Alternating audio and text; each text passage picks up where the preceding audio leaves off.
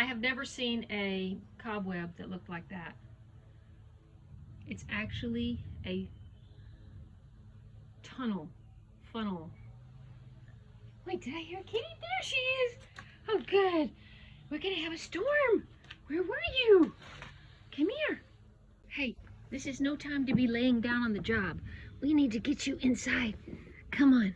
She's the only one I can pick up with one hand. Not again. They're probably gonna get blown. Wait, oh, it already did. The one back there. The one back there already got blown over. I should have pulled him in. Oh, this happened so fast though. Wow. Here we go again.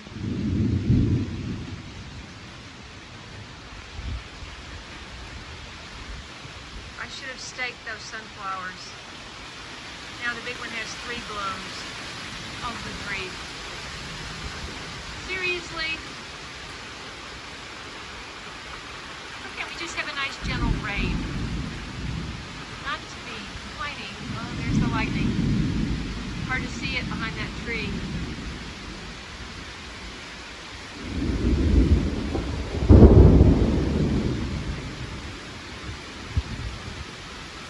Good morning, everybody. I wanted to come down and just do a quick look at the lower garden because you can't see the fine details from the porch, believe me, even with binoculars. And I wanted to come and see if the trenches my new helper dug kept the water from washing through the rows. If building a sustainable homestead, growing your own food, and preserving it is of interest to you, I hope you'll subscribe. Click the bell for notifications, scroll down and click all so you won't miss anything right here on the homestead. Now let's take a look around my 5,000 square foot lower garden, which this is the first year I have planted the whole space. Last year I just planted about 15 feet and then put in a cover crop for the fall of red crimson clover. We're going to see where things stand today. My garden has received 5 inches of rain in the last 2 weeks, and it's come in these torrential bursts. You know, my recent video called Thunderstorm, that was the first of, I think, 4 now. So I've got water coming off this hill over here, and we had a lot of water coming through here that washed over here, washed out rows and stuff before he dug this trench. So you can see that it really got serviced last night. And there's a lot of soil out here in the grass. So obviously we have to refine this, but at least it didn't wash out. All of these little plants is the clover coming back. So the question is, how far do we let that go? Do we get through the season? Oh my goodness. Look at these Egyptian spinach. Oh boy, I guess I have to spray them too. I never sprayed them in California. Oh my goodness, they've kind of been eaten up. Don't ask why I am growing so many Egyptian spinach. It just all germinated. And I can't bear to get rid of plants that want to grow, and I had the space. So popped them in and just didn't do anything, and now look at them 1 month later. So what you do is you harvest these leaves and put them in soups and stews, and they have a lot of nutrition. Yeah, I've got 3 rows of Egyptian spinach. Now in California, I think I had 1 plant. This row here is all blue spice basil with a little calendula in between. Something got washed out in here. Down here I've got more calendula and blue spice basil.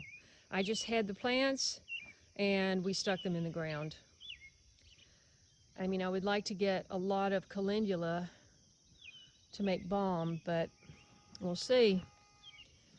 Nothing blooming yet. Now these are my overwintered peppers. I think I have 6. 1, 2, yeah. I don't have a single pepper, but it does have some blooms on here, so hopefully we'll get some peppers. Okay, I just lifted this leaf and a bug came out and I couldn't see what kind it was. But obviously some kind of bug has been in that leaf. Leaves don't look like that unless they have bug damage of some kind. Some of these leaves look good, the newer stuff. Might be a good idea to just cut this entire piece off right here because it looks so yucky.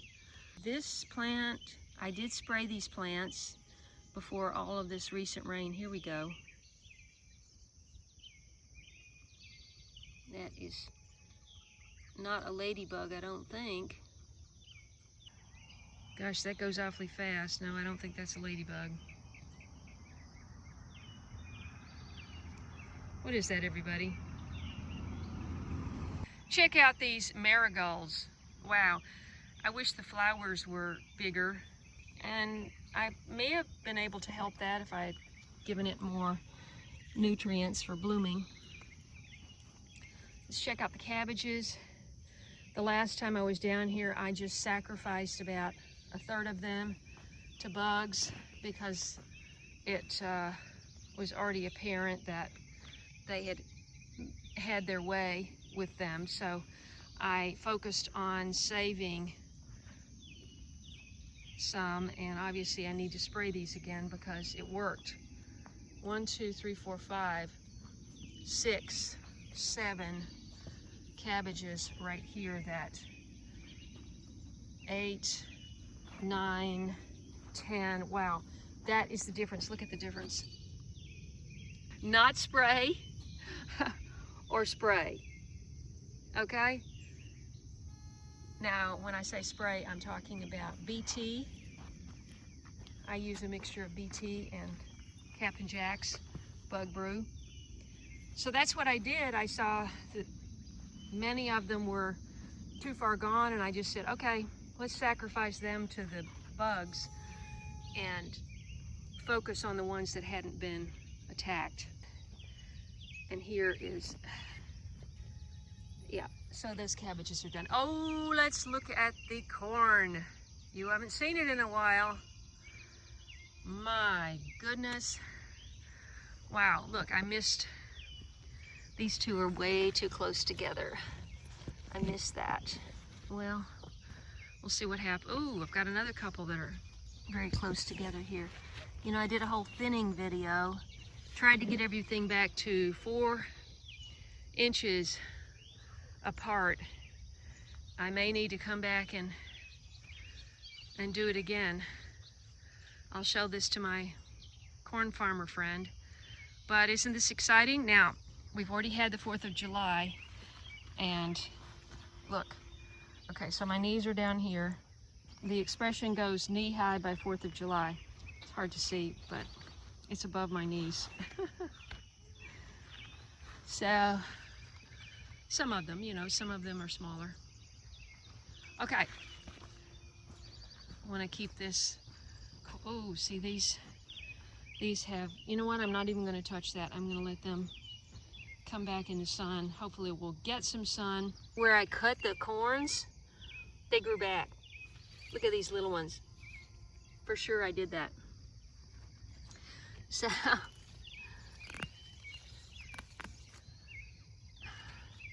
I'd love to plant that, but, you know. So I really kind of missed the opportunity to come back and do the second thinning. Oh, look at this. All of these little ones that I cut grew back. Oh gosh, the bugs are already out. Speaking of bugs, I need to get down here and spray these again. Now that we've had so much rain, got to get that sprayed. All right, let's check out, wow. These 2 rows, this row of peas and this row of corn, really grew together, didn't it? That's actually very beautiful. Here are my eggplant. Now, I gave them a good spray when I was spraying that day, last week. And the leaves are kind of lacy, so I need to come back and spray again. The beans have some bug damage, but I think that's going to benefit from me having sprayed it twice. All right, let's check over here. Here we have the ground cherries. Now keep your eye out for tracks. I know all you people who track animals would recognize tracks better than me. Let's see. Ground cherry. Aha. Now wait a minute. Don't be growing up my ground cherry. These peas are spreading out with vines. Look at that. I planted this too close. She's looking okay, but they got pretty beaten down in the rain. Now hang on. I can't have peas crawling up these ground cherries. It's not going to work for me.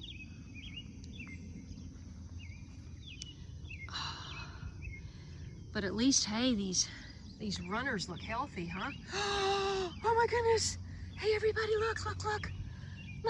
Look! Oh my! How exciting!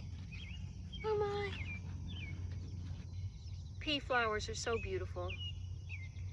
Now, for all of you who have not grown field peas, these are field peas, and they're not green peas, obviously. Their leaves are much bigger. They put out really tough stalks. Somebody said, oh, eat the young plants. I don't think you can eat these. They're just tough stalks. Look at this okra. Oh my goodness, look at the size of those branches. Now, this is what my helper was saying. You're gonna have more okra than you know what to do with. And when it started, it was just like 2.5 little rows. And I'm going, are you kidding? It's just 2.5 little rows. Anyway, this is bee balm, and and so's that. It's gonna get overrun. So there's something missing here, a whole row, and these are the Hutterites, and they produced beautiful beans last year, not very many. What has been in here eating my peanuts? They ate this, and this. Okay, the rest of them look okay. Nope, they ate the last 3. The first 3 and the last 3, and then I've just got that. That's all I've got. Peanuts grow under the ground. If you've never tried to grow peanuts, they grow under the ground like potatoes, and you mound them up as the plants grow. Okay, here's Weed City over here. This is what I'm battling down here. This just starts and grows on top of itself and on top of itself and on top of itself, and you have to dig it out with a shovel or till it. Here are the tomatoes. Remember those tomatoes that I planted and they didn't even look that good? But on this side I have cow peas. So this is another field pea that I love. I eat them fresh out of the pod. Now look, all of these weeds. It's solid. And look, all of my peanut butter and aluminum foil is on the ground. This is solid weeds. It would take a real strong person to dig all that out. Now these tomatoes need support. There's a lot of bugs out. It's incredibly humid after another night of rain. And I do have tomatoes. I did spray these with neem oil.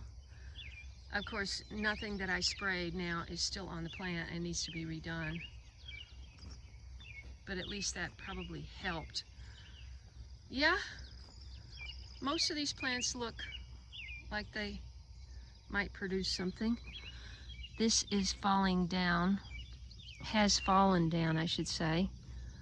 Gotta fix that. Gotta do a lot of tomato work down here. And all of these are weeds. Now, look at this though. This is a good weed. This is purslane. I'm growing tall purslane, and this is wild purslane. And purslane has so many nutritive values. But look at those. Look at that grass. Oh my goodness. What am I gonna do? And underneath all of this, we planted potatoes. A whole big long row of regular potatoes. Not one of them came up. I don't know what happened. These are the sweet potatoes. They look great. I need to come get some of these leaves and make a dish. Look at the size of those beautiful leaves. Wow. Did you know sweet potato leaves are more nutritious than the roots? Yep. It's true. And sweet potato roots are more nutritious than potatoes. But who doesn't love potatoes, honestly? I know it's a starch. I mean, you'd think I was growing corn down here.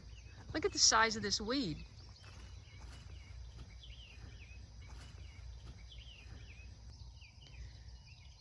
These tomatoes need support and help, and it'll probably be 91 again today. It was yesterday.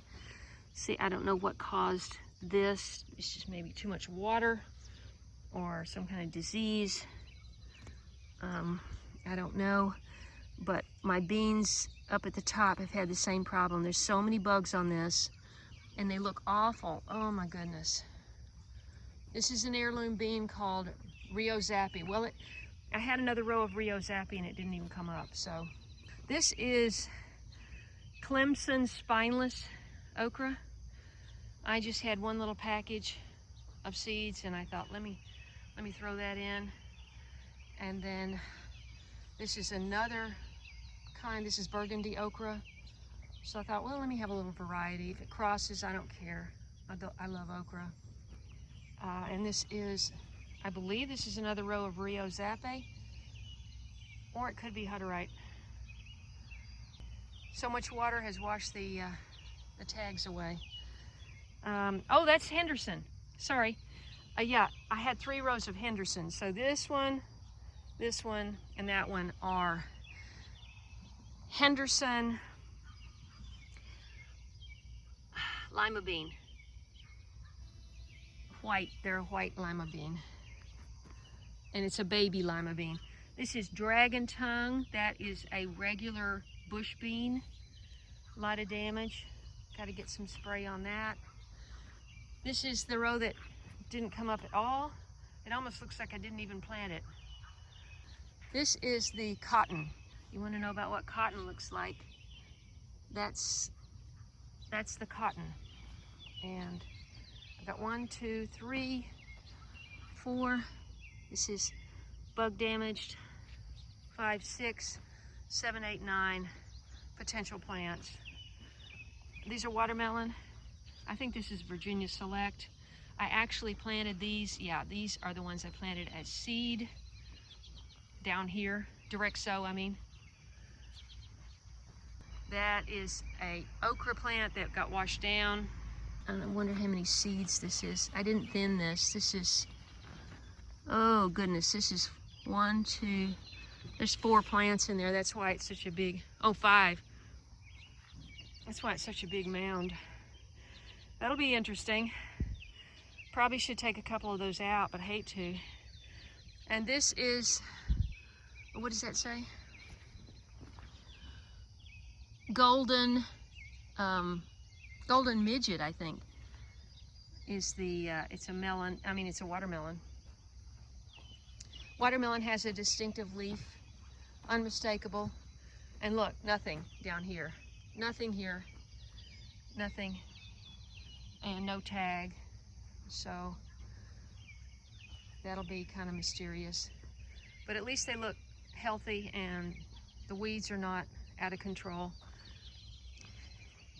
Did a lot of washing. You can see there was a lot of washing from that flash flood yesterday, but fortunately the plants were in the mound and they stayed put.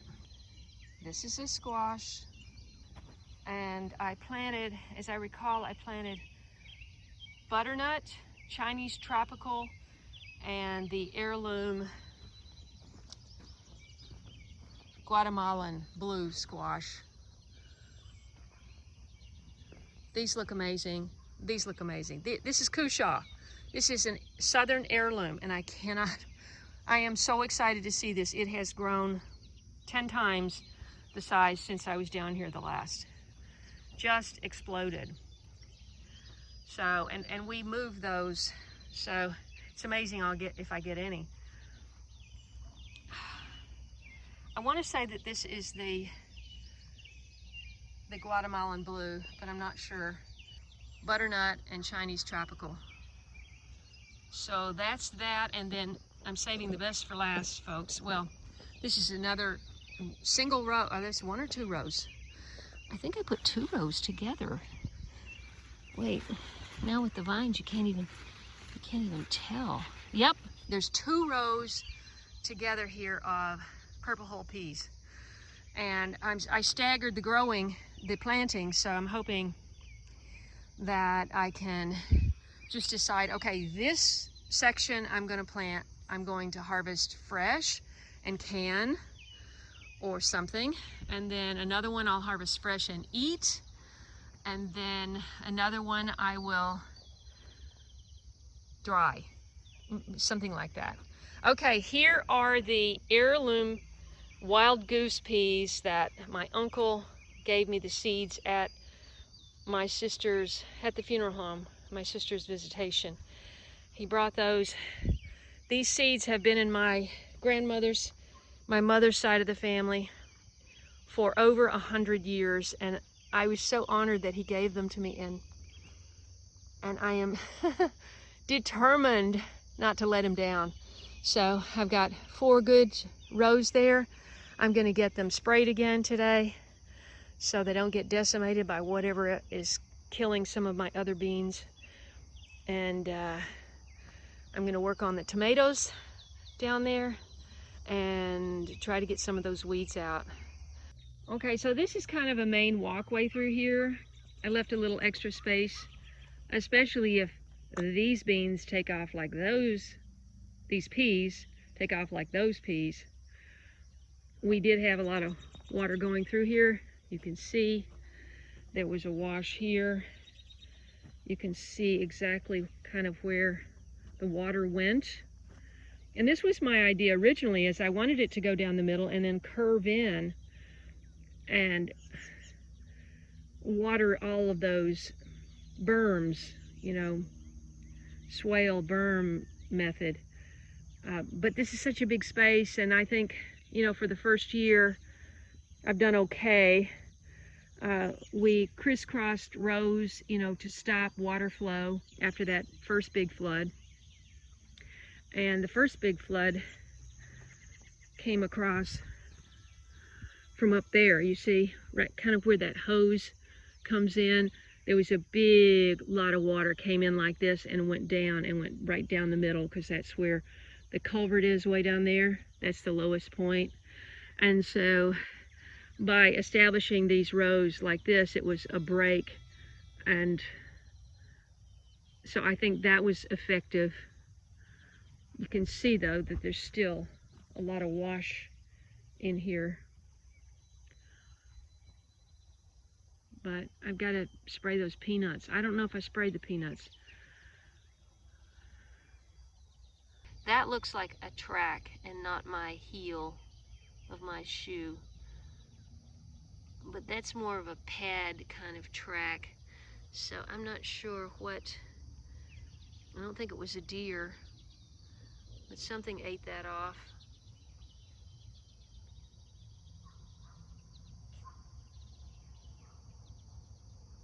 Corn is a heavy feeder, so it will get depleted very quickly in that soil. So it needs a boosting of compost. Now this is why did I plant that so close? That was crazy. You know, when it was little, it didn't look close. This is hyssop. But look, it's right underneath this corn, and it's right underneath that. You know what, I could transplant it. Dig it up and transplant it. That's what I should do.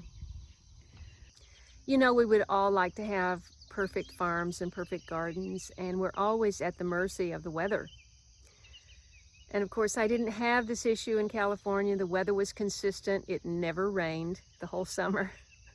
So, I mean, I knew that it was going to be challenging, and I think one thing we need to do is to have this here, but have a diversion right down the middle, so we can get some of that water down in this middle section.